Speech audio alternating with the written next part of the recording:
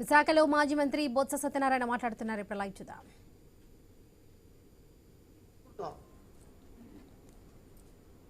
విధానంలో మార్పు తీసుకోవచ్చు, కానీ ఏ విధానంలో మార్పు తీసుకొచ్చినా అల్టిమేట్ గా ఫలం ఉండాలి రైతుకి. రైతు అనేవాడు నష్టపోకూడదు. ఆ కార్యక్రమం చేయండి.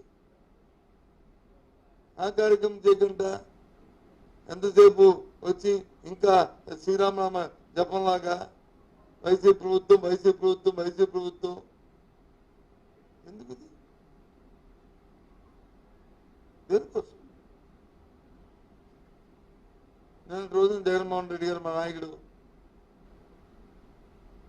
మా మాజీ ముఖ్యమంత్రి వచ్చి అధిక వర్షం ఉన్న ప్రాంతాల్లో ఆయన పర్యటించారు. సరే, మీ పోలీసులు అడ్డకి పెట్టారు, చేశారు, అవన్నీ సరే, మీకు ఎంతసేపు రాజకీయ ఆలోచన కాబట్టి మీరు ఏదో పడతారు, అవన్నీ పక్కన పెట్టండి. కానీ ఆ రైతు చెప్పారు కదా, మేము ఫ్యాబ్రికేట్ కాదు కదా, అది వాస్తవాలే కదా, అందులో ఏం తప్పు ఉందా? మీరు ఇచ్చిన కాగితాలని చుమ్మిట్టే కదా, మీరు ఇచ్చిన ఆర్డర్ చుమ్మిట్టే కదా ఆయన ప్రెస్ కాన్ఫరెన్స్ లో చెప్పిన మాటలు. ఆయన స్వతహాగా ఏమైనా పాసింగ్ మనం చేశారా?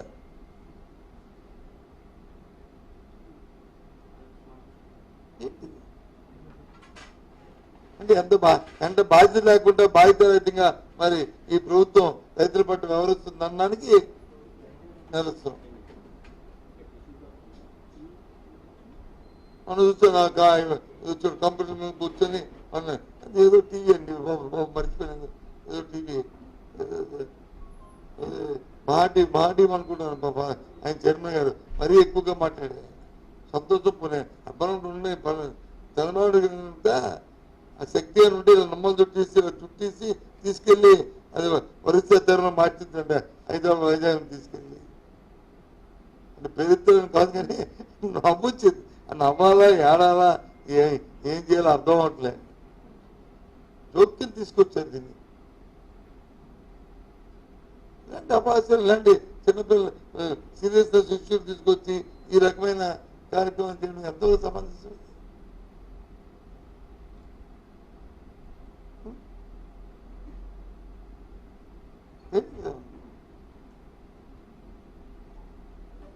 ఎక్కడికి నిర్దిష్టంగా ఇవాటి 18 నెలలు అయింది, ప్రకటించమనండి.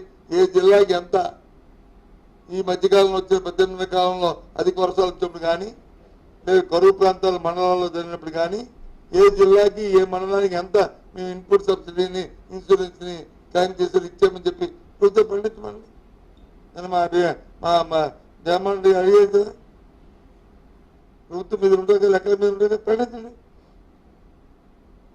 ఇగో ఈ జిల్లాలో విశాఖపట్నం జిల్లాకి మొత్తం ఇంత ఇన్సూరెన్స్ ఇన్పుట్ సబ్సిడీ ఇచ్చాము, క్లైమ్స్ ఇచ్చాము, ఈ మండలానికి ఎంత ఇచ్చాము, అధిక వర్షాల్లో ఇంత పంట పోయింది ఇచ్చాము, లేదు కరువు వచ్చింది, కరువు వల్ల పంటలు నష్టపోయి ఇచ్చామని చెప్పండి. ప్రజలకు ఇన్ఫర్మేషన్ ఉంటుంది, మీకు ఒక అథారిటీ ఉంటుంది, ప్రతిపక్షాలు మాట్లాడే అవకాశం లేకుండా ఉంటుంది. చెప్పడానికి ఉంటే కదా, చెప్పడానికి ఉంటే కదా మళ్ళీ తిరిగి పైపెచ్చు బయటకు తెరడానికి ఆలోచన చేస్తాం. ఎందుకు చెప్పండి? చాలా దురదృష్టం. ఈ చర్యను తీవ్రంగా ఖండిస్తున్నాం. ఈ ప్రభుత్వం తాలూకు వ్యవహార శైలిని, రైతుల పట్ల మనం అనుసరిస్తున్న విధానాన్ని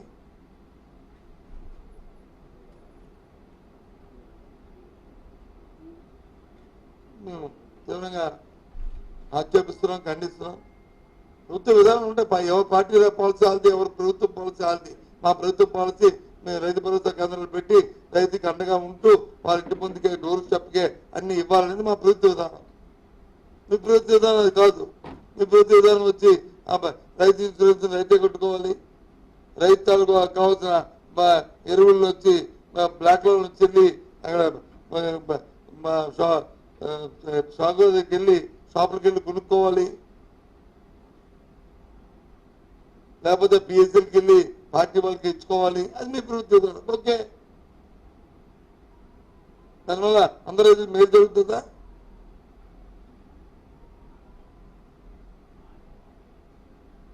మా ప్రభుత్వ విధానం, దాంతోపాటు విద్యా వైద్యం మా ప్రధానం మాకు. అందుకే కార్యక్రమాలన్నీ కూడా మేము చేసుకొచ్చాం. నాడు నేను పెట్టినా, లేదు స్కూల్స్లో ఇంగ్లీష్ మీడియం పెట్టినా, లేదు సిబిఎస్ సిలబస్ పెట్టినా, లేదు ఏతో జనీవాతో మాట్లాడుతూ వాళ్ళ తాలూకా ఆఫీస్ ఇక్కడ ఓపెన్ చేసి ఆ కార్యక్రమం చేద్దామని చేసినా, లేదు టోపులు పెట్టినా, అవన్నీ మా ప్రభుత్వ విధానం మాది. లేదు మధ్యాహ్నం భోజనం వచ్చి రోజుకో మెనూ పెట్టి పిల్లలకి పౌష్టికమైన ఆహారం పెట్టినా, లేదు ఐరన్ కింద పెరగడానికి వచ్చి మార్నింగ్ వచ్చి వాళ్ళకి మధ్యాహ్నం రాగిజావ పెట్టినా, ఇవన్నీ మా ప్రభుత్వ విధానం మాది. మీ ప్రభుత్వ విధానం మీది.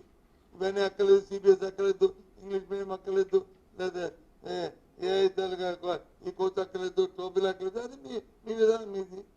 మీరు చేసుకుని అడుగుతున్నారు.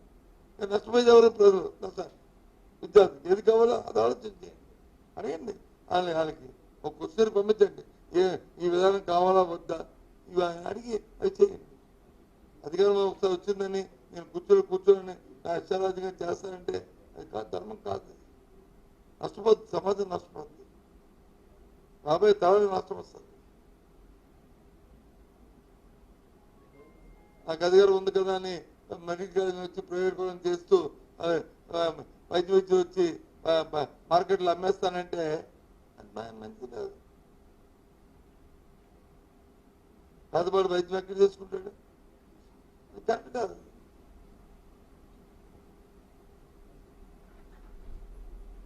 మీ విధానం అయితే కాబట్టి ప్రైవేట్ వైద్య విధానం మధ్య ఇంకో